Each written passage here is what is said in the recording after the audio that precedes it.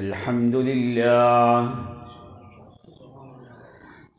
لله الذي بنعمته تتم الصالحات. الحمد لله الذي بنعمته تتم الصالحات، مجيب الدعوات، باسط الأرض ورافع السماوات، كثير الرحمات، عظيم البركات، منزل الآيات، الذي يسمع دجيج الأصوات باختلاف اللغات على تفنن الحاجات من أقطار الأرض والسماوات. والصلاة والسلام على صاحب الآيات البينات وعلى آله وأصحابه الطيبين والطيبات، الصابرين والصابرات، الصادقين والصادقات، الخاشعين والخاشعات، الحافظين والحافظات، الذاكرين والذاكرات، رضوان الله تعالى عليهم أجمعين. أما بعد، فأعوذ بالله من جهد البلاء ودرك الشقاء وسوء القضاء وشماتة الأعداء. أعوذ بالله من وساوس الشيطان وهمزات الشيطان ولمزات الشيطان. أعوذ بالله من الشر والشرك والشكوك والشبهات. أعوذ بالله من شر نفسي ومن شر كل دابة أنت آخذ بناصيتها، إن ربي على صراط مستقيم. بسم الله الرحمن الرحيم. فسبح بحمد ربك وكن من الساجدين واعبد ربك حتى يأتيك اليقين. اللهم صل على محمد وعلى آل محمد كما صليت على إبراهيم وعلى آل إبراهيم إنك حميد مجيد. اللهم بارك على محمد وعلى آل محمد كما باركت على إبراهيم وعلى آل إبراهيم إنك حميد مجيد. سبحانك لا علم لنا إلا ما علمتنا إنك أنت العليم الحكيم. سبحان ربك رب العزة عما يصفون وسلام على المرسلين وسلام على من اتبع الهدى إلى يوم الدين، والحمد لله رب العالمين. معزز و مکرم علماء کرام و سامعین عظام، آپ کی خدمت میں اللہ کریم کی مقدس اور لاریب اور بے عیب اور بے مثل کتاب قرآن مقدس میں سے آیات مبارکہ تلاوت کی ہے۔ بارگاہ ربانی میں التجا اور دعا ہے کہ اللہ کریم صحیح صحیح قرآن و سنت کے مطابق کہہ سکنے کی توفیق عنایت فرمائے۔ وما توفیقی الا باللہ العلی العظیم۔ اللہ رب العزت نے اس امت کے اوپر جو مہربانیاں فرمائی ہیں، کچھ ایسی خاص چیزیں جو اس امت کے علاوہ اللہ کریم نے کسی اور امت کو عطا نہیں فرمائیں۔ یہ امت بھی اعلیٰ، اس امت کا منہج، منشور اور مشن وہ بھی اعلیٰ۔ اور اس امت کو اللہ کریم نے جو نبی اور رسول دیا، اس نبی اور رسول کی بھی مثال دنیا میں اور کوئی نہیں۔ اب یہ جو چیزیں ہیں، نہ تو قرآن کسی امت کو ملا، نہ صاحب قرآن کسی اور امت کو ملا ہے۔ جو چیزیں، جو عبادات کے اصول اور ضوابط اور قوانین اللہ کریم نے اس امت کے لیے آسان رکھے ہیں، پہلی امتوں کے لیے وہ چیزیں نہیں تھیں۔ کتابوں میں قرآن بڑی کتاب، انبیاء میں سارے انبیاء کے امام خاتم النبیین صلی اللہ علیہ وسلم۔ عبادات میں بڑی عبادت جو ہے وہ نماز ہے۔ تمہید کے طور پہ دو چیزیں ذرا میں آپ کو سمجھا دوں کہ آپ لوگ اپنا قیمتی ٹائم نکال کے یہاں پہ آئے ہو۔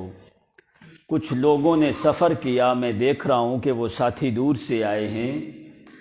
اگر آپ آؤ کوئی چیز سیکھنے کے بغیر واپس چلے جاؤ تو کوئی فائدہ نہیں۔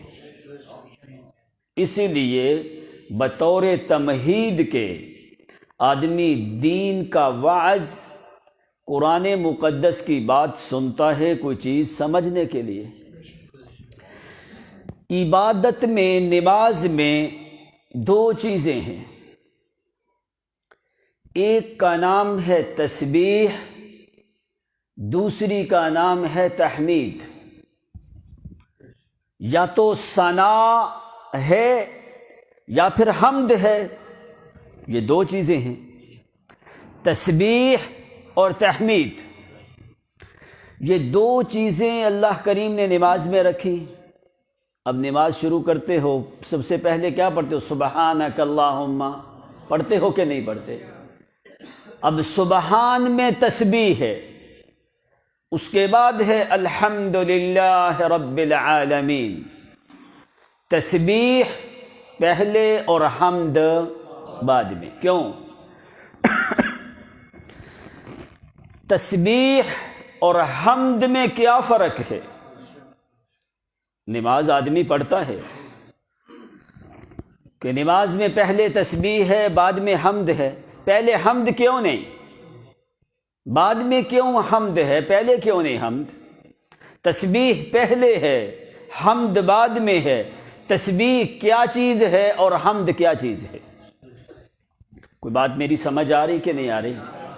آپ کا ہم زیادہ ٹائم نہیں لیں گے، لیکن جو ٹائم لینا ہے اس ٹائم میں ہم نے آپ کو کسی کو جانے بھی نہیں دینا اور سونے بھی نہیں دینا۔ سونا نہ، اگر آدمی سو جائے تو پھر بھی، زمین کے اوپر سوئے پھر بھی پتہ نہیں چلتا، زمین کے نیچے سوئے پھر بھی پتہ۔ اس لیے بھائی نعرہ تکبیر، حضرت علامہ یحییٰ فاروقی صاحب۔ ما الفرق بین التسبیح والتحمید؟ کیا فرق ہے تسبیح اور حمد میں؟ لوگوں کے واعظ و نصیحت کچھ اور طریقے کے، ہمارا ذرا کوئی طریقہ اور ہے کہ تسبیح اور حمد میں کیا فرق ہے؟ تسبیح پہلے کیوں ہے، حمد بعد میں کیوں ہے؟ قرآن مقدس میں تسبیح سے شروع ہونے والی 6 سورتیں، حمد سے شروع ہونے والی 5 سورتیں۔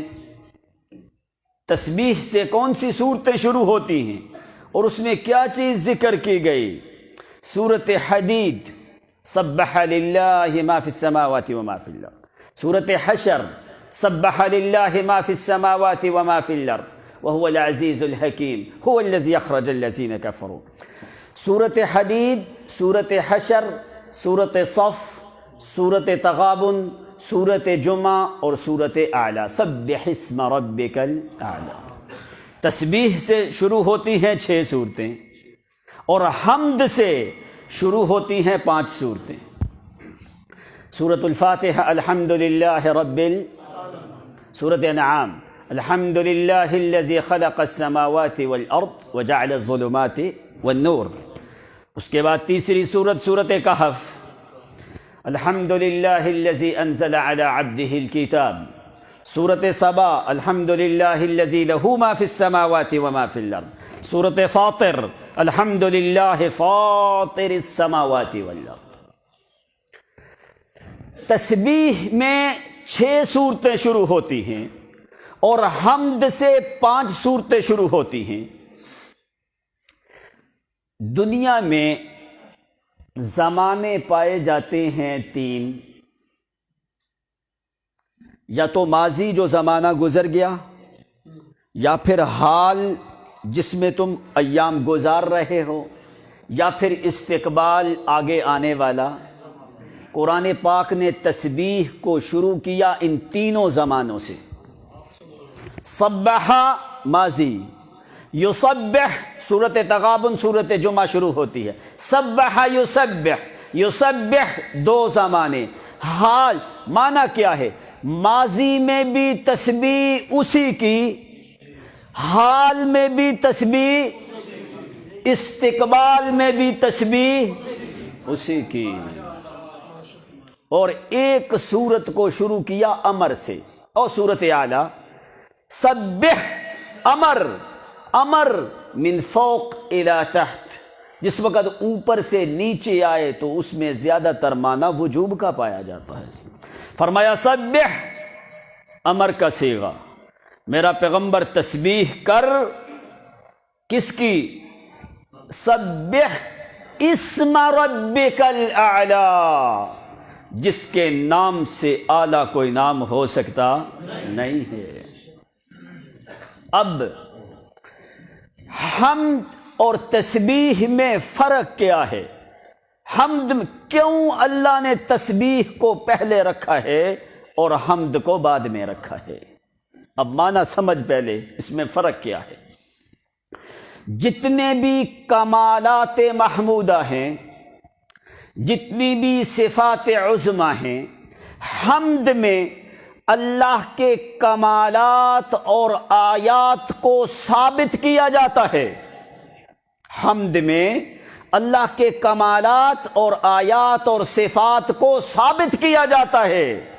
تسبیح میں غیروں کی نفی کی جاتی ہے.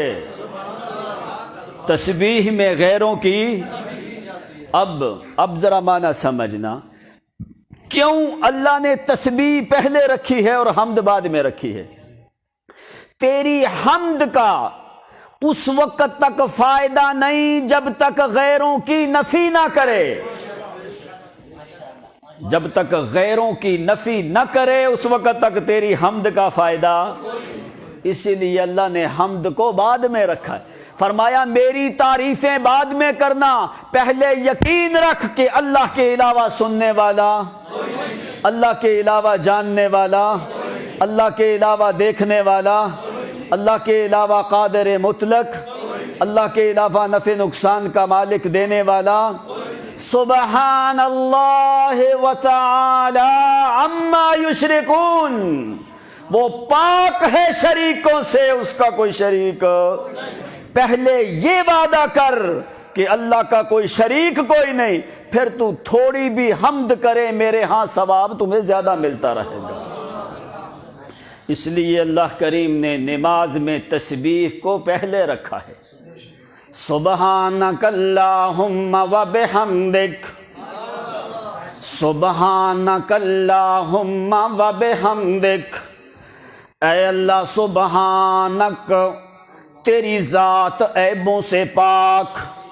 سبحانک، تیری ذات ریبوں سے پاک. سبحانک، تیری ذات شریکوں سے پاک. سبحانک، تیری ذات عاجزی سے پاک. سبحانک، تیری ذات مغلوب ہونے سے پاک. سبحانک، تیری ذات سونے سے پاک.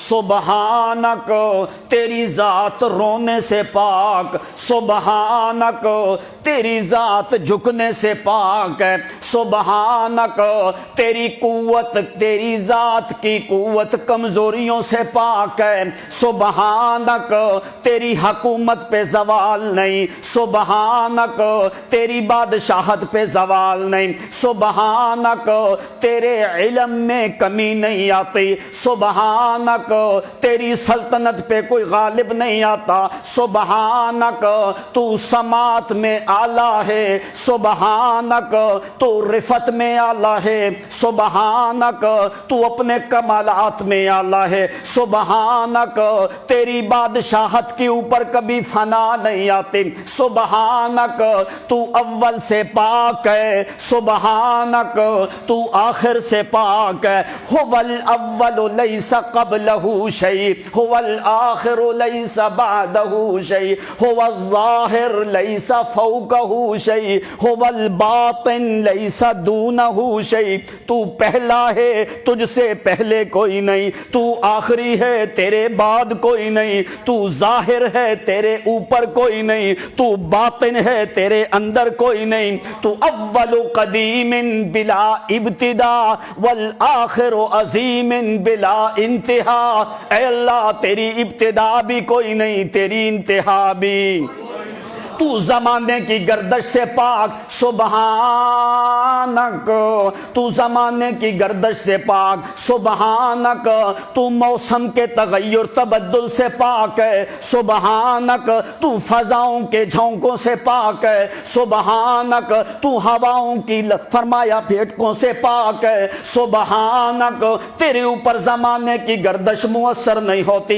لا مر المرور ولا کر العصور، چلنے والے کی چال تیرے اوپر مؤثر نہیں ہوتی، زمانے کی گردش اور پھیرنا، گرمی سردی، اندھیرا دھوپ، رات دن تیرے اوپر مؤثر نہیں ہوتا، بادشاہوں کی بادشاہت تیرے اوپر مؤثر نہیں ہوتی، سبحانک تو پاک ہے، سبحانک نہ کوئی زمین میں تیرا شریک ہے، سبحانک نہ کوئی شریک ہے تیرا آسمان سے، لا شریک لک من اہل السماء ولا شریک لک من اہل الارض، لا شریک لک نبی ولا ولی ولا ملک ولا مقرب ولا جن ولا انس ولا حی ولا میت، انت المنزہ سبحانک،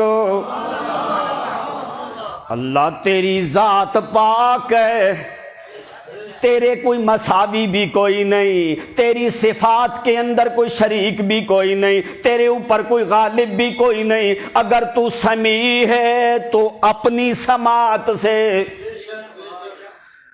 تم سنتے ہو کہ نہیں سنتے؟ کیا یہ سننا یہ تمہاری اپنی طاقت ہے یا کسی اور نے دی ہے؟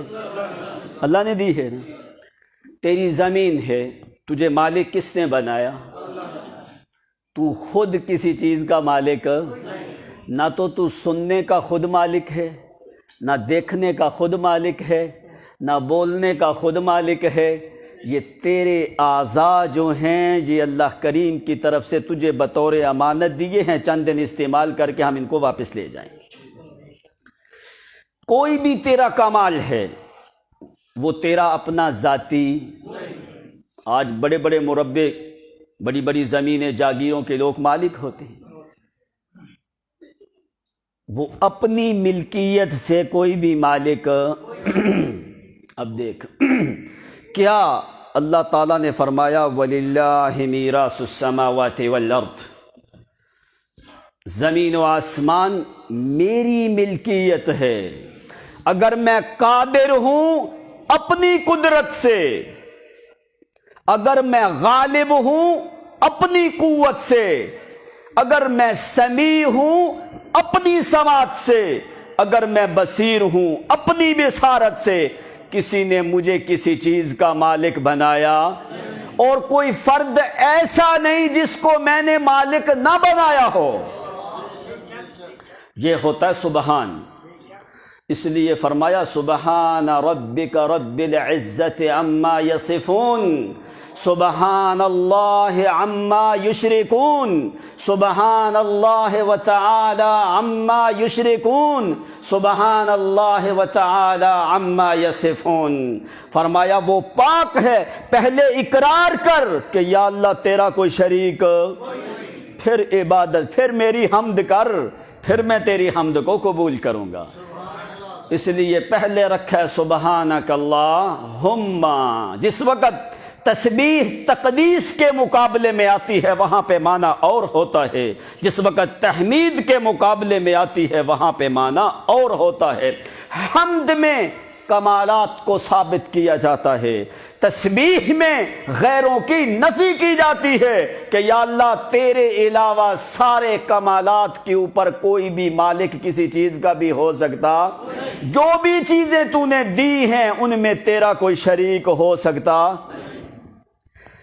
اور حمد میں کیا ہوتا ہے؟ کمالات کو، اس کے اوصاف کو بیان کیا جاتا ہے۔ اس لیے سورۃ فاتحہ پڑھتے ہو، الحمدللہ رب العالمین، الحمدللہ رب العالمین۔ تمام تعریفیں للہ، لام تخصیص کے لیے، للہ اللہ ہی کے لیے، ساری حمدیں اس کے لیے۔ کون؟ دلیل کیا ہے؟ رب العالمین، جو عالمین کا رب۔ رب کا معنی کیا ہوتا ہے؟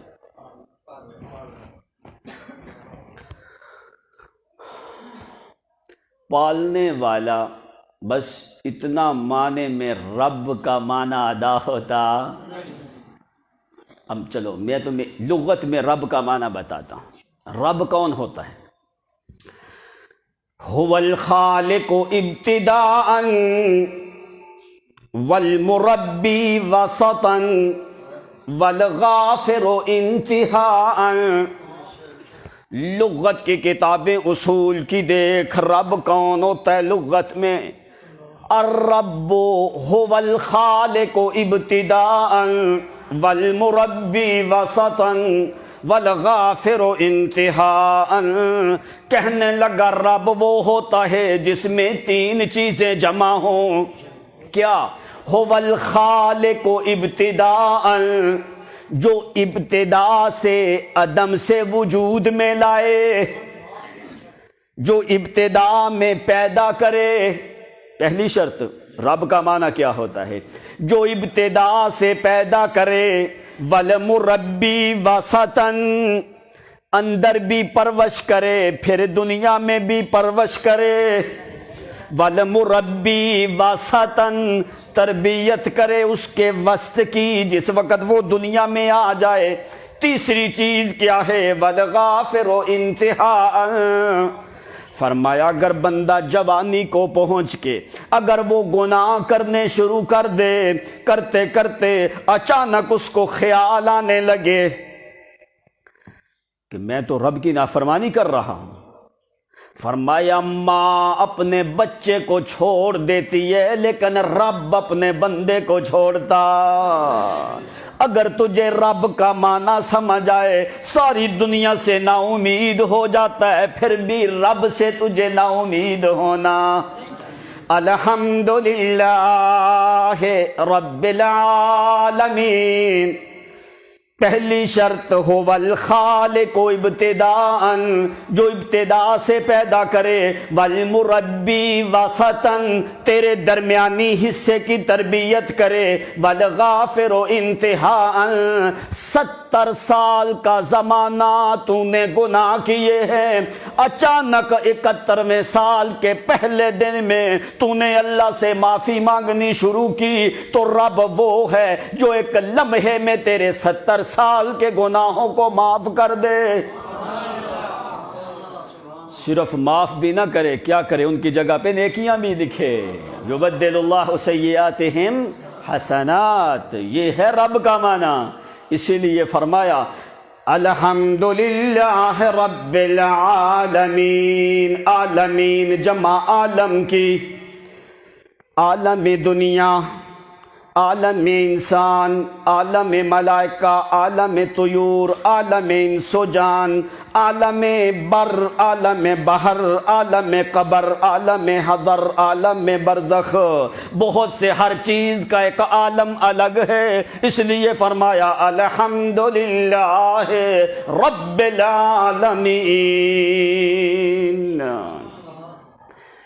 فرمایا حمد اسی کی کر جو تمام تر اوصاف حمیدہ کا مالک ہے، اور اس کے کمالات میں کوئی بندہ بھی شریک ہو سکتا نہیں ہے۔ نبی اکرم صلی اللہ علیہ وسلم کا نام جو ہے، ایک نام ہے احمد اور دوسرا نام ہے محمد۔ ایک نام ہے احمد اور دوسرا نام ہے، پیدائش سے پہلے تک آپ کا نام رہا احمد۔ نبوت جس وقت آپ کی پیدائش ہو گئی، اس کے بعد آپ کا نام رکھ دیا محمد۔ آپ نے کبھی کسی سے یہ پوچھا ہے یا سمجھنے کی کوشش کی ہے کہ احمد کا معنی کیا ہے اور محمد کا معنی کیا ہے؟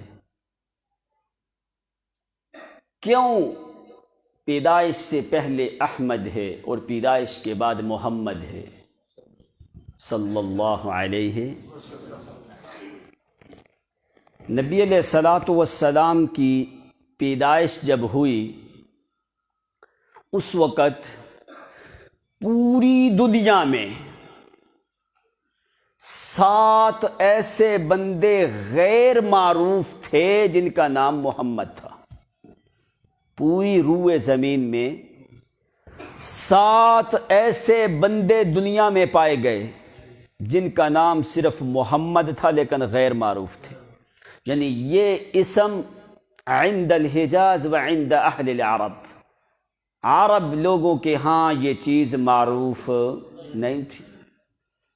جو مورخین نے جو ذکر کیا ہے کہ شام سے لے کے یمن تک، ادھر سے پوری جو خلیج اور عرب کی پٹی ہے، پوری دنیا میں مورخین نے شمار کیا کہ یہ 7 یا 8 آدمیوں کا نام تھا، اور یہ غیر معروف تھا، کوئی بندہ جانتا بھی نہیں تھا کہ محمد بھی کوئی نام ہوتا ہے کہ نہیں۔ اس لیے کہ ہمارا موضوع ہے تسبیح اور حمد، اور حمد سے ہے احمد، حمد سے ہے احمد۔ کیوں پیغمبر کی پیدائش سے پہلے نام احمد ہے اور پیدائش کے بعد نام محمد ہے؟ عیسیٰ علیہ السلام نے بشارت دی کہ نہیں؟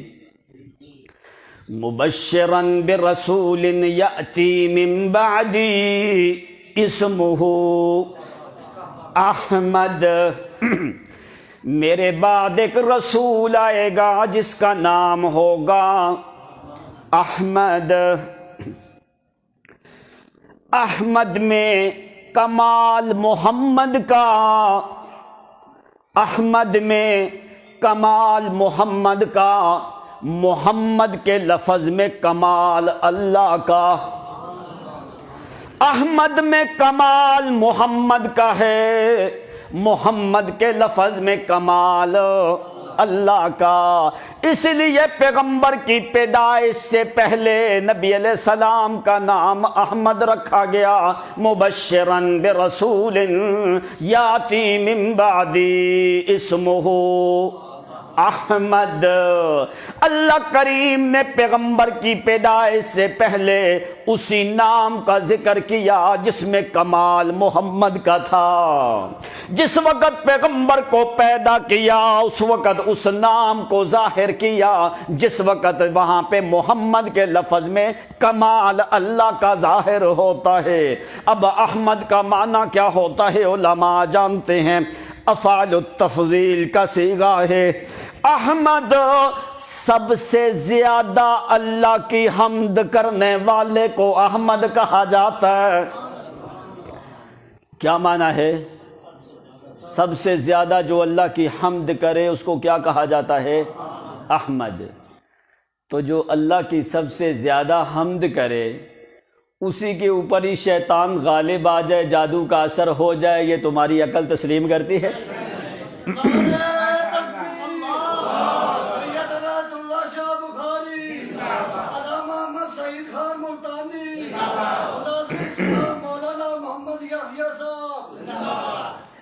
مبشراً برسول یأتی من بعدی اسمہ احمد۔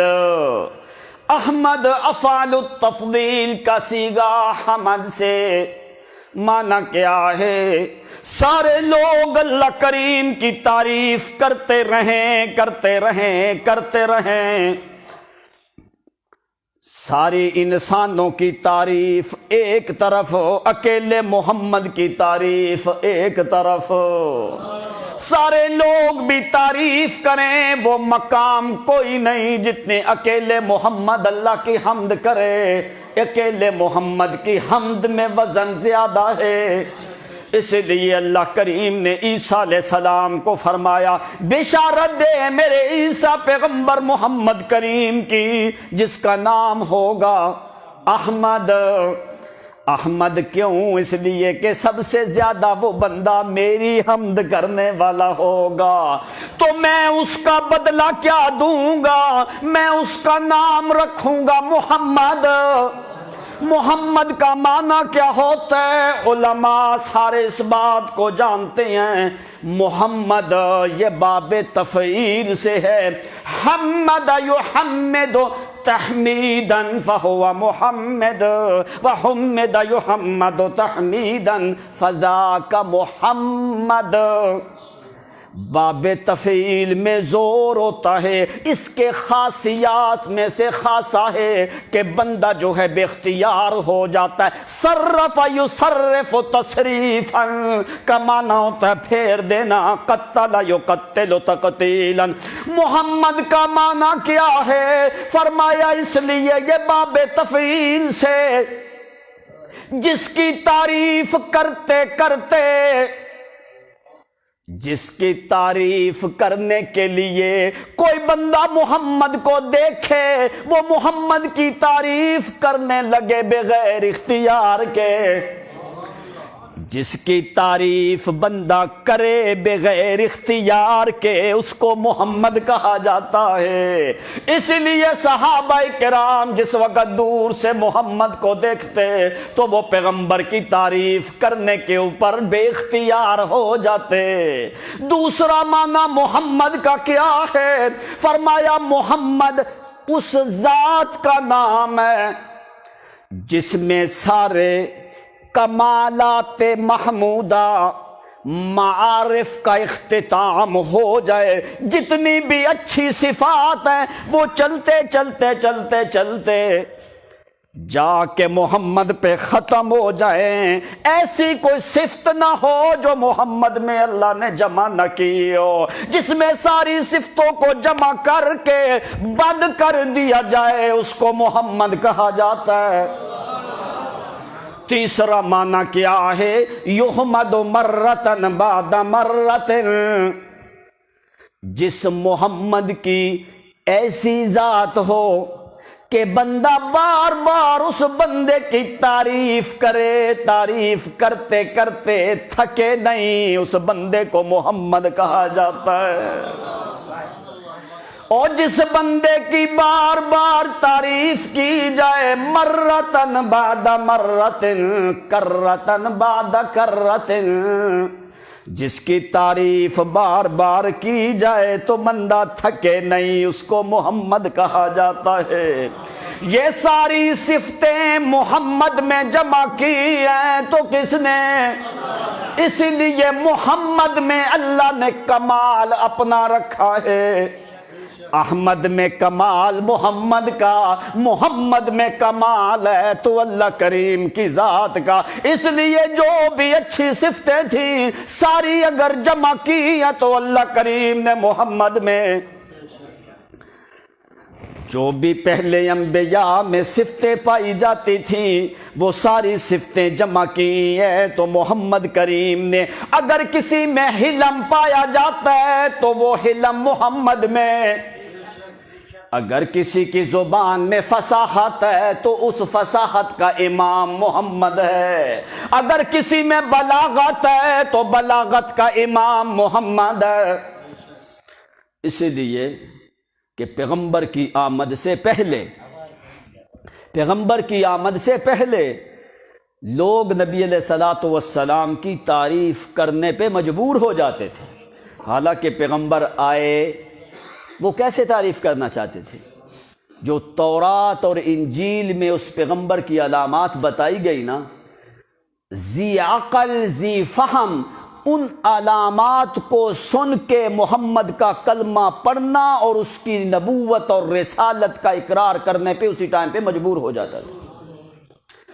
بس ایک مثال آپ کو سنا دوں.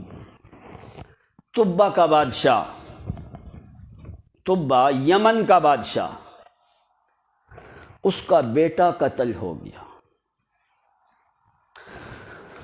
بڑا قافلہ لے کے وہ ہر طرف چلنے لگا تاکہ مجھے کوئی سراغ مل جائے. کیا مسئلہ ہوا؟ بہر کیف 400 علماء کرام اس یمن کے طبہ بادشاہ کے ساتھ ہیں. چلتے جو ہے آخرکار وہ مدینۃ الرسول میں پہنچ گئے. اس وقت ایک انسان بھی مدینے میں آباد نہیں تھا، پتہ ہی کوئی نہیں تھا کسی کو. 400 یہود و نصارہ کے بڑے بڑے علماء یمن کے بادشاہ طبہ کے ساتھ مدینۃ الرسول میں پہنچے. اس وقت کے جو علماء تھے وہ ساری چیزوں کو سمجھتے تھے. جس وقت وہ مدینہ منورہ میں پہنچے انہوں نے دیکھا کہ یہ سرزمین کا نقشہ جو ہماری کتابوں میں لکھا ہے، اس علاقے کی بناوٹ جو ہے، ہمیں یہ معلوم ہوتا ہے، ہمارا علم یہ کہتا ہے کہ آخری نبی کی یہ جگہ دارالہجرت ہوگی.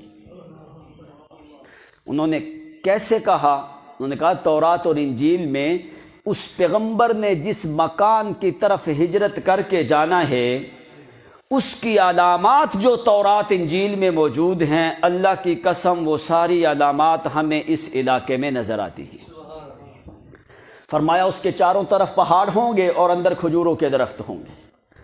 اب یہ 400 علماء کا قافلہ جہاں پہ حدود حرم ہے، اس سے سارا انہوں نے چل کے پیدل چل کے جا کے پوری ایک ایک جگہ کا اندازہ کیا. جس وقت انہوں نے سارے مدینے کا چکر لگایا، حالانکہ اس وقت کوئی بھی وہاں پہ آباد نہیں تھا، وہ پہاڑوں کے دامن کے اندر چکر لگا کے جس وقت انہوں نے دیکھا اور بادشاہ کے سے کہنے لگے اللہ کی قسم یہ وہی جگہ ہے جو آخری پیغمبر کا دارالہجرت ہے. وَنُرِيدُ أَن تَسْمَحْ لَنَا نَحْنُ نَسْكُنُ فِي هَذَا الْمَكَانِ. کہنے لگے اے بادشاہ اگر ہمیں اجازت دو، ہم دوبارہ یمن جانا نہیں چاہتے، ہم اسی جگہ کے اوپر رہنا چاہتے ہیں. واللہ ھذا المکان دار الحجرت نبینا آخر الزمان. ہماری جو کتابوں میں موجود ہے ایسی نشانیاں ہمیں کسی اور جگہ سے بھی نظر آئی نہیں ہے. اسی جگہ کے اوپر وہ آخری نبی مکہ سے ہجرت کر کے اسی علاقے میں آئے گا. لہذا بادشاہ سلامت طبہ جی مہربانی کرو، ہم نے دوبارہ یمن کی طرف نہیں جانا، ہمیں یہاں پہ رہنے کی اجازت دے دی جائے. بڑا اچھا بادشاہ، انہوں نے کہا اچھا مجھے بتاؤ تو صحیح اس نبی کی اور کیا علامات ہیں. جو اصل بات سمجھانی تھی کہ بھئی جو ہے کہ پیغمبر کی ایسی ذات جس کی تعریف آدمی کرنے پہ مجبور اور بے اختیار ہو جائے، اب بادشاہ نے جب تعریفیں سنی، علامات سنی، کہنے لگا میں تمہیں ایسے نہیں یہاں پہ رہنے دوں گا، واقعی جو تو نے چیزیں جو بتائی ہیں، جو علامات تو نے بتائی ہیں، کہ اللہ کی قسم میرا دل کرتا ہے کہ میں اس پیغمبر کے جوتے اپنے ہاتھوں سے اٹھاتا رہوں۔ کہنے لگا ابھی میں تمہیں ایسے اجازت نہیں دوں گا۔ اس نے حکم دیا 400 مکانات بڑے بڑے تعمیر کرو اور ایک ایک عالم کو میری طرف سے ایک ایک مکان ہدیہ کے طور پہ دیا جائے۔ اس نے اس پورے علاقے میں 400 کے قریب مکانات تیار کروائے، اور ایک مکان اس نے 2 منزلہ بادشاہ نے اپنے خرچے پہ تیار کر کے فرمایا یہ مکان میری طرف سے محمد مصطفیٰ کو ہدیہ کے طور پہ ہے۔ اس نے اس زمانے میں صرف 2 منزلہ مکان صرف ایک تیار ہوا تھا، باقی سارے ایک ایک منزل مکان تیار ہوئے تھے، اور فرمایا یہ مکان اس آخری نبی کو میری طرف سے بطور ہدیہ کے دیا جائے۔ کیوں؟ اس میں علامت کیا تھی کہ وہ نبی ہدیہ کو قبول کرے گا، صدقے کو قبول نہیں کرے گا۔ اس نے ساتھ پھر ایک رکا لکھا، ایک خط لکھا۔ اس نے کہا یہ مکان بھی اور یہ میرا خط بھی اس آخری نبی کو دے دیا جائے، اگر وہ میری زندگی میں یا تمہاری زندگی میں آ جائیں تو میری طرف سے ان کو یہ خط بھی دے دیا جائے، اگر نہ آئیں تو فرمایا آگے اپنی اولاد کو وصیت کر کے جانا۔ 2-3 باتیں بس میں بتا دوں کہ بادشاہ نے اندر کیا لکھا۔ شہدت علی نبی احمد، شہدت علی احمد انہ رسول من اللہ باری النسمی، کہتا ہے اس رسول کی گواہی میں دیتا ہوں جس کا نام احمد ہے۔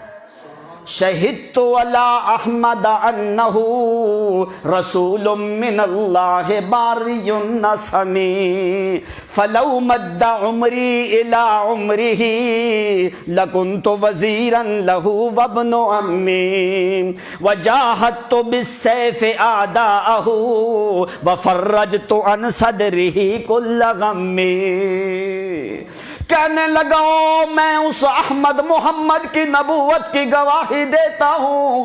کیوں؟ وہ کون ہے؟ شہدت علی احمد انہ رسول من اللہ باری النسمی، میں آج گواہی دیتا ہوں کہ وہ اللہ کا سچا رسول ہے، وہ اللہ کریم کا سچا نبی ہے۔ جیسے ہم نے اوصاف تورات انجیل میں دیکھے تو بادشاہ کہنے لگا اللہ کی قسم فلو مد عمری الی عمرہ لکنت وزیرا لہ وابن امی، اگر میری عمر لمبی ہوئی، اللہ کریم نے مجھے عمر عطا کی تو اللہ کی قسم اس محمد کا میں وزیر بنوں گا، میں اس کے جوتے اٹھانے والا بنوں گا، میں اس کی نبوت اور رسالت کی گواہی دیتا ہوں کہ اس سے بڑھ کے کوئی اللہ کریم کا اعلیٰ نبی ہو سکتا۔ کیوں؟ وجاہدت بالسیف اعداءہ، وجاہدت بالسیف اعداءہ وفرجت عن صدرہ کل غم۔ کہنے لگا کاش کہ اللہ کریم میری عمر کا دھاگا لمبا کرے، اگر میری عمر لمبی ہو تو میں تلوار اٹھا کے محمد کے آگے جاؤں، کسی کافر کو پیغمبر کے قریب بھی آنے نہیں دوں گا۔ کیسے وہ کافر لوگ ہوں گے؟ اس معصوم پیغمبر سے وہ لڑائی کریں گے، اس پاک پیغمبر سے وہ لڑائی کریں گے، اس مقدس اور منزہ پیغمبر سے وہ لڑائی کریں گے، حتیٰ کہ وہ پیغمبر تو سارے اوصاف میں انبیاء کا امام ہوگا، وہ تو سارے اوصاف میں انبیاء کا امام ہوگا، وہ تو نبوت میں امام ہوگا، وہ رسالت میں امام ہوگا، وہ صداقت میں امام ہے، وہ قیادت میں امام ہے، وہ خطابت میں امام ہے، وہ محنت میں امام ہے، وہ رفعت میں امام ہے، وہ فصاحت بیان میں امام ہے، وہ طلاقت لسان میں امام ہے، وہ حکمت لقمان میں امام ہے، وہ رفعت اور معونت میں امام ہے، وہ تو نزاکت میں امام ہے، وہ حسن میں امام ہے، وہ جمال میں امام ہے، وہ کمال میں امام ہے، وہ طہارت اور پاکیزگی میں امام ہے، وہ معصومیت میں امام ہے، وہ عبادت ریاضت میں امام ہے، وہ قیادت اور شرافت میں امام ہے، وہ رفعت اور قوت اور طاقت میں امام ہے، وہ اپنے عبادت قیام رکوع سجدے دعوت تبلیغ تقریر تعظیم تحسین میں امام ہے، وہ تو سید ہے امام ہے۔ اعلیٰ ہے اللہ میری عمر کو لمبا کر، میرا دل کرتا ہے کہ میں محمد کے جوتے اٹھاتا رہوں۔ نعرہ تکبیر، عاشق رسول مفتی محمد یحییٰ صاحب۔ اس لیے کہ کیوں احمد اس کو کہا جاتا ہے جو ساری دنیا سے بڑھ کے اللہ کی تعریف کرنے والا ہو، محمد اس کو کہا جاتا ہے جس میں ساری دنیا تعریف کرتے رہے لیکن اس کی تعریف کا حق ادا۔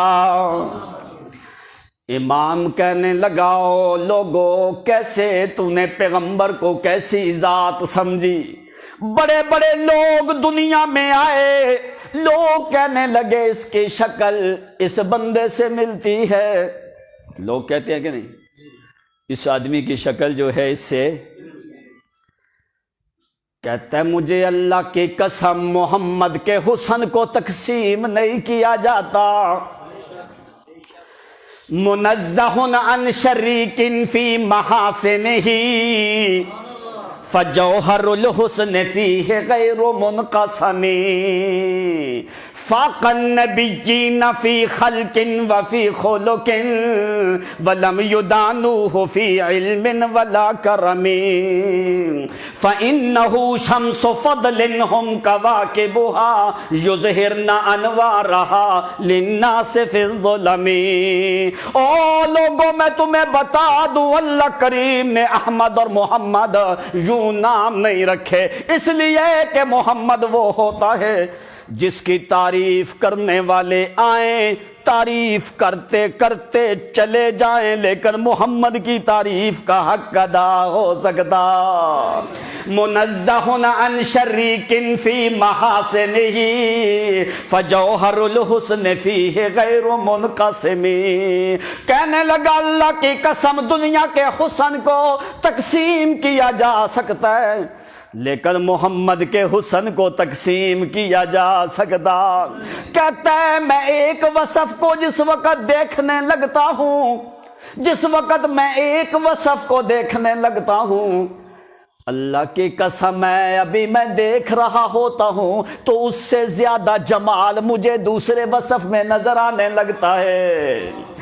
فاق النبیین فی خلق وفی خلق ولم یدانوہ فی علم ولا کرم، کہتا ہے میں کرم دیکھتا ہوں تو محمد امام ہے، میں حلم دیکھتا ہوں تو محمد امام ہے، میں اخلاق دیکھتا ہوں تو محمد امام ہے، میں طہارت دیکھتا ہوں تو محمد امام ہے، نبوت دیکھتا ہوں تو محمد امام ہے، فرمایا تکلم کلام دیکھتا ہوں تو محمد امام ہے، عبادت دیکھتا ہوں تو محمد امام ہے، عاجزی دیکھتا ہوں تو محمد امام ہے، فرمایا عبادت اور ذکر ثنا تعریف تکبیر تحمید تحسین دیکھتا ہوں تو محمد امام ہے، قیام دیکھتا ہوں تو محمد امام ہے، رکوع دیکھتا ہوں تو محمد امام ہے، سجدہ دیکھتا ہوں تو محمد امام ہے۔ اگر ایک ایک چیز میں دیکھنے لگتا ہوں اللہ کی قسم میری زندگی گزر گئی میں محمد کی صفتوں میں سے ایک صفت کا بھی حق ادا کر سکا۔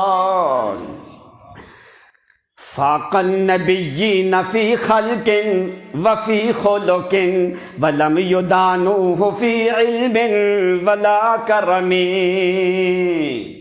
پورا قرآن ہے اللہ تعالیٰ نے کسی نبی کی بھی قسم اٹھائی نہیں ہے۔ مخلوق کو حکم ہے من حلف لغیر اللہ فقد اشرک، لعن اللہ من حلف لغیر اللہ۔ مخلوق جو ہے وہ خالق کے علاوہ کسی اور کی قسم اٹھا سکتی؟ تو اللہ تعالیٰ تو خالق ہے، وہ جس کی چاہے قسم اٹھائے، اس کو کوئی پوچھ سکتا؟ اللہ نے کس کی قسم اٹھائی؟ لعمرک، لعمرک، میرے پیغمبر تیری زندگی کے گزرتے ایام کی قسم، لعمرک، تیرے دن رات گزارنے کی قسم، لعمرک، تیرے نکلتے ہوئے سانسوں کی قسم، لعمرک، تیری زندگی حیات کی قسم، لعمرک انہم لفی سکرتہم یعمہون۔ اور جس کی زندگی کی قسم اللہ اٹھائے اس کی زندگی پاک ہے، اس کی زندگی پاک ہے۔ اس پاک پیغمبر کے وجود پہ پلیت جادو کا اثر ہو سکتا نہیں ہے، اس لیے کہ وہ پیغمبر پاک ہے۔ پاک پیغمبر کے وجود کے اوپر جادو جیسی غلاظت اور نجاست اور رجس اور پلیتی کا اثر ہو سکتا؟ اللہ کریم کے پیغمبر نے جو لباس پہنا ہے اس لباس کے اوپر بھی گندی مکھی بیٹھ سکتی؟ تو کیسے پیغمبر کے پاک وجود اور دل کے اوپر کیسے اثر ہو سکتا ہے؟ نہیں نہیں نہیں نہیں، وہ پیغمبر کے بال کے اوپر بھی جادو کا اثر کیوں؟ ایک اور بات سن، ساری کتابیں قرآن سے پہلے نازل ہوئیں، جاؤ جا کے قرآن دیکھو، کسی کتاب کو اللہ تعالیٰ نے کسی نبی کے دل پہ نہیں اتارا، کسی آسمانی کتاب کو کسی نبی کے دل پہ نہیں اتارا۔ قرآن میں تمہیں نہیں ملتا۔ قرآن کے بارے میں قرآن نے کیا کہا؟ نزلہ علی قلبک، میرے پیغمبر ہم نے قرآن کو تیرے دل پہ اتارا۔ تو دل میں پہنچتا بعد میں ہے، پہلے دماغ سے ہو کے دل میں۔ جس دل میں قرآن ہو اس دل کے اوپر جادو کی پلیتی اور شیطان کی پکار کا اثر ہو سکتا؟ اللہ فرماتے ہیں نزلہ علی قلبک، تیرے دل پہ میرا پیغمبر میں نے قرآن اتارا ہے۔ جس دل میں قرآن بھی ہو، قرآن اور شیطان ایک جگہ پہ جمع ہو سکتے؟ اب دیکھ امت کا فتویٰ، قاضی ایاز انہوں نے کیا لکھا ہے، وہ کہتا ہے وَاعْلَمْ أَنَّ الْأُمَّةَ مُجْتَمَعَةٌ عَلَىٰ عِصْمَةِ النَّبِي صلی اللہ علیہ وسلم، امت اس بات کے اوپر امت کا اجماع ہے، پیغمبر کی عصمت اور ناموس کے اوپر شیطان حملہ کر سکتا؟ لا خواطرہ ولا بجسمہ، نہ پیغمبر کے اعضاء اور نہ پیغمبر کے جسم کے اوپر۔ آگے کیا فرماتے ہیں؟ پیغمبر کا دل اتنا پاک ہے، لا يقبل الوسواس، کہ پیغمبر کا دل شیطان کے وسوسے بھی قبول کر سکتا؟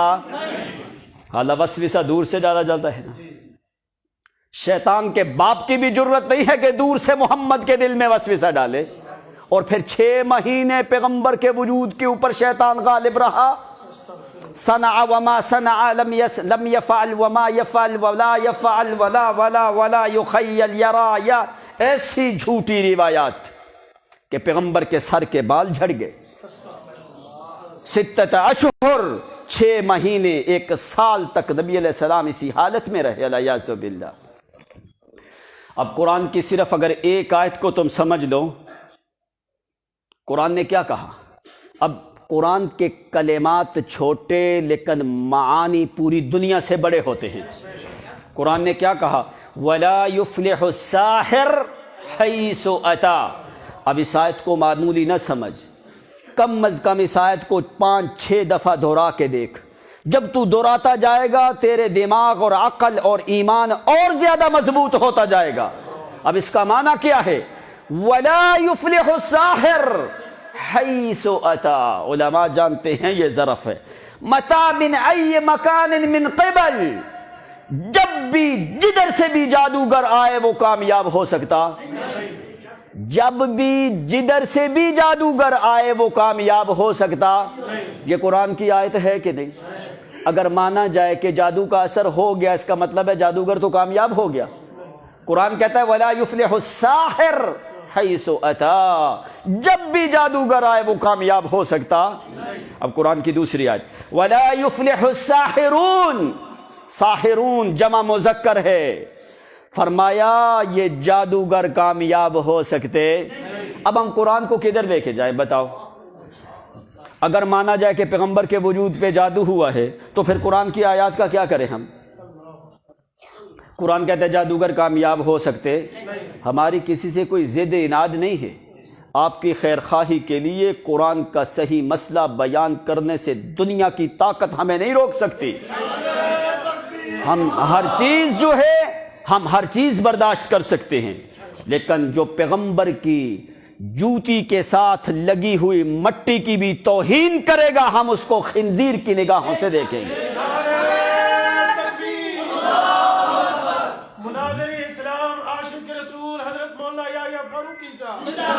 حضرت عمر نے کیا فرمایا تھا؟ فرمایا جس وقت تیرے دل میں محمد کی عداوت تھی تو حضرت عمر نے فرمایا اللہ کی قسم مجھے تو خنازیر سے زیادہ برا لگتا تھا۔ وہ مسلمان ہوا تو عمر نے فرمایا اللہ کی قسم آج تو میری اولاد سے مجھے زیادہ محبوب ہے۔ یہ صحابہ ہیں، انہوں نے فرمایا جو پیغمبر سے محبت کرے وہ ہماری اولاد سے زیادہ محبوب ہے، جو پیغمبر کی اہانت کرے وہ جنگل کے خنازیر سے بھی زیادہ بدترین انسان ہے۔ اس لیے آج کے زمانے میں اگر اپنے ایمان کو مسلمانوں محفوظ کرنا چاہتے ہو تو اپنا دل قرآن سے لگاؤ۔ قرآن تو کسی جماعت کا نہیں ہے، قرآن تو فرقے ختم کرتا ہے، قرآن میں کوئی شک ہو سکتا نہیں ہے۔ باقی روایات میں تو شک ہو سکتا ہے لیکن اللہ کی کتاب میں شک نہیں ہو سکتا۔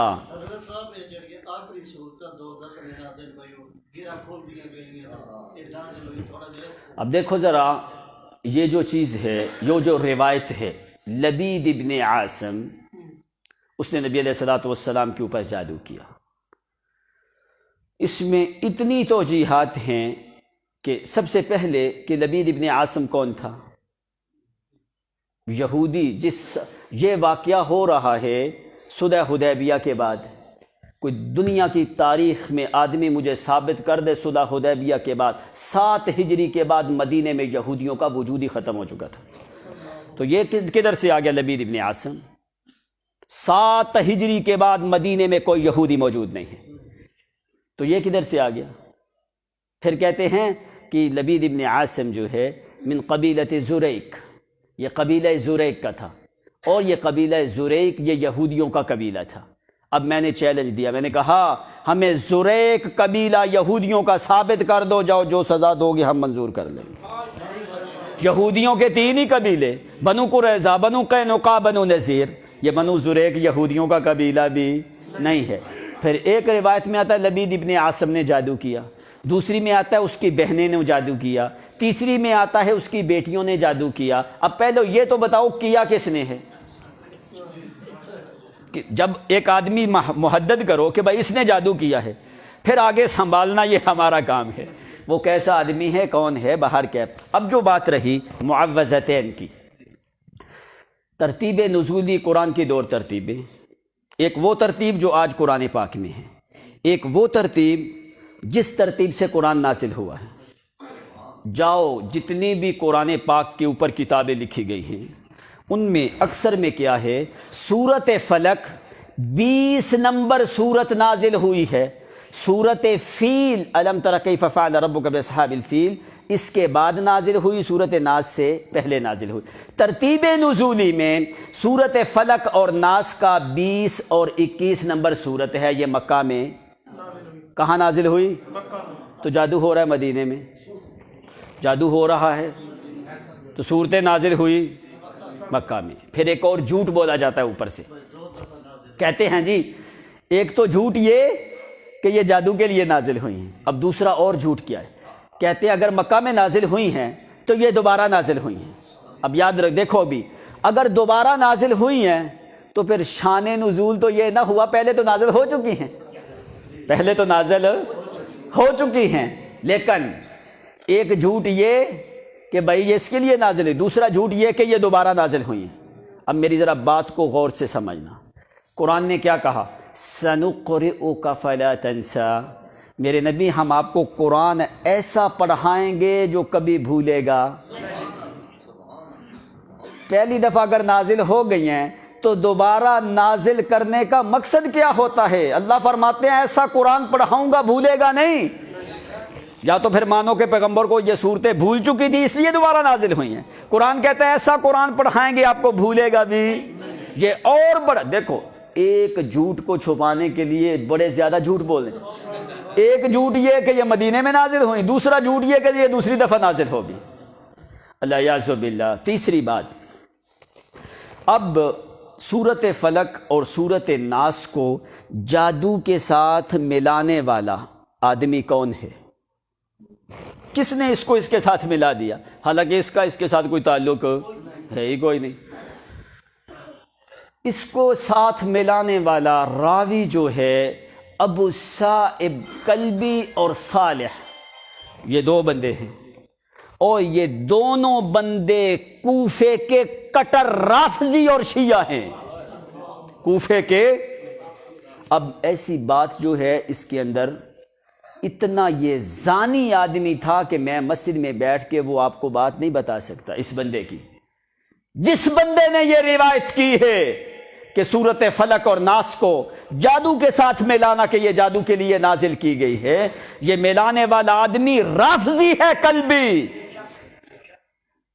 رافضی کلبی کی غلط روایات کو لے کے پیغمبر کے ناموس کا تمہیں خیال کوئی نہیں، پیغمبر کی عزت اور عصمت کا حیا کوئی نہیں، گندے رافضی لوگوں کا دفاع کرنا یہ کیا یہ مسلمانوں کا کام ہے؟ تم پیغمبر کی عصمت اور ناموس کا دفاع کرو۔ راویوں کے بارے میں خدا نے تم سے قیامت کے دن نہیں پوچھنا فلاں راوی کا دفاع کیا تھا کہ نہیں کیا تھا، اللہ تعالیٰ نے پوچھنا میرے محمد کی تعظیم کی تھی کہ نہیں۔ اب ایک بات، تم جٹ لوگ ہو، پیغمبر کے اوپر جادو کو ثابت کر کے کیا بیان کرنا چاہتے ہیں؟ کیا یہ پیغمبر کی شان ہے؟ اگر بالفرض لا محال ہم مان لیں جی پیغمبر کے اوپر جادو کا اثر ہو گیا اور آپ کو اپنی عورتوں کا ہی نہیں پتہ چلتا تھا اور آپ کے سر کے بال چڑھ گئے، اب مجھے یہ بتاؤ ان چیزوں میں پیغمبر کی عزت ہے یا توہین ہے؟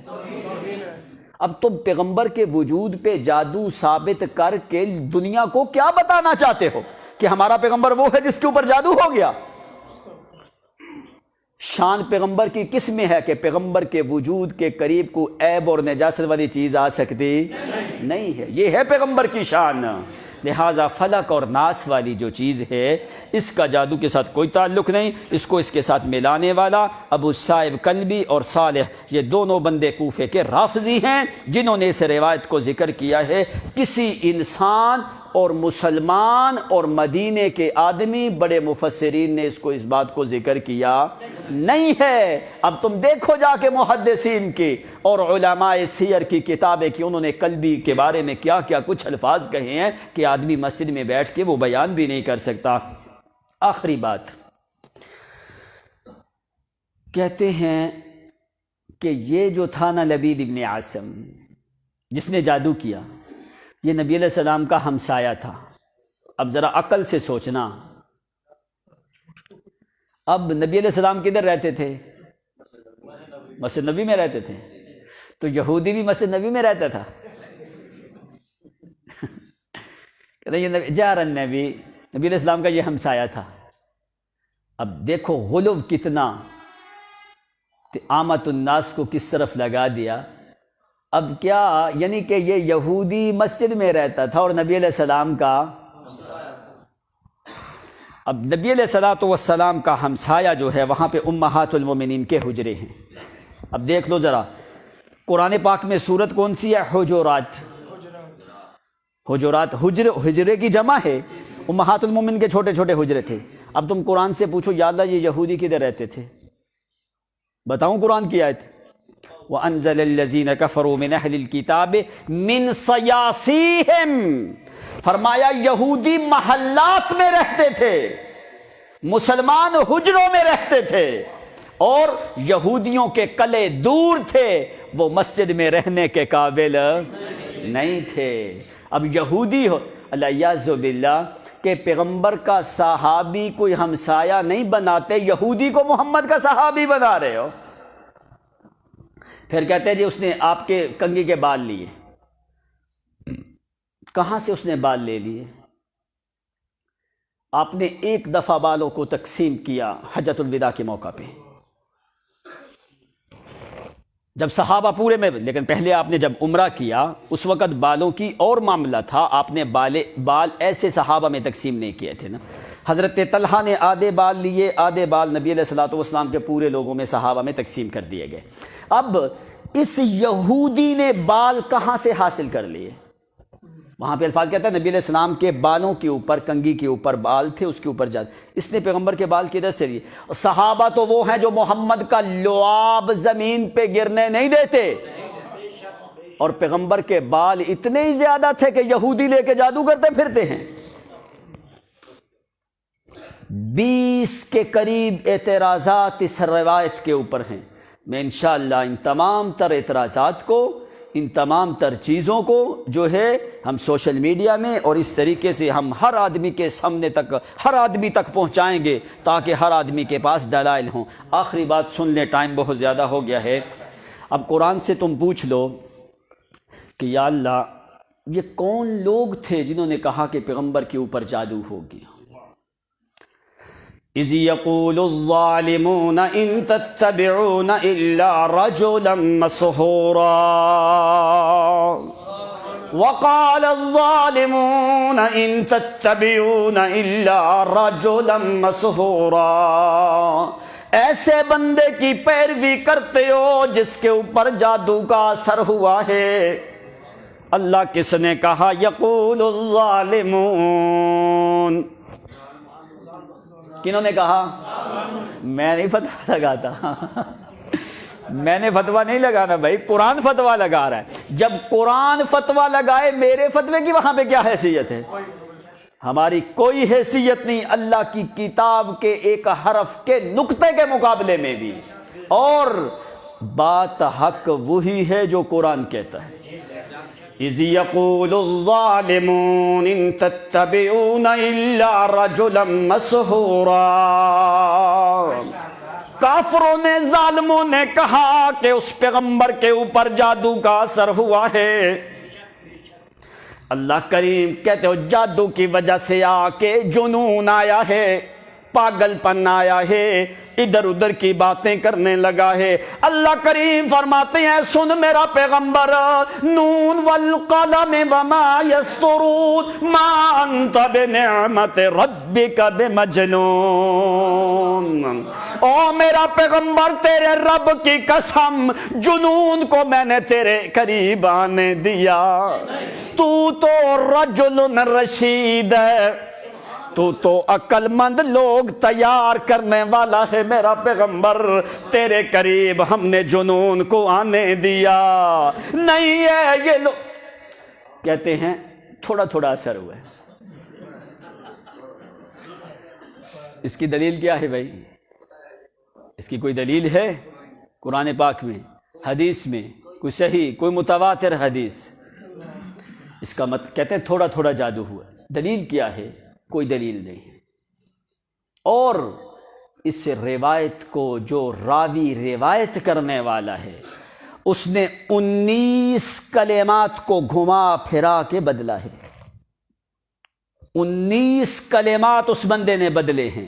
پھر کسی موقع پہ انشاءاللہ میں اس پوری روایت کی آپ کو ڈیٹیل دوں گا کہ یہ کون سا بندہ ہے اور اس سے روایت کرنے والے لوگ کون ہیں، وہ کدھر کے ہیں۔ اتنا بڑا کہرام مچ گیا جادو کا معاملہ، اگر پیغمبر کے اوپر جادو کا اثر ہو گیا تو کہتے ہیں یعوذ باللہ پتہ ہی نہیں چلتا تھا کہ ماضی میں کوئی کام کیا ہے تو آپ کہتے میں نے نہیں کیا۔ یعنی اس کا مطلب ہے کہ آپ نے پہلے کوئی نمازیں پڑھی ہوتی تو آپ کہتے میں نے نہیں پڑھی۔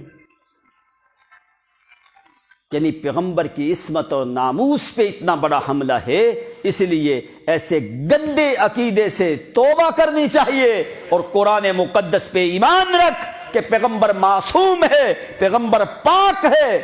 ابو بکر صدیق نے آخری ٹائم پہ کیا فرمایا تھا جو کہ نبی علیہ السلام کی وفات ہوئی؟ فرمایا طبت حیا و میتا، اللہ کے پیغمبر آپ زندگی میں بھی پاک تھے اور موت کے بعد بھی آپ پاک ہیں۔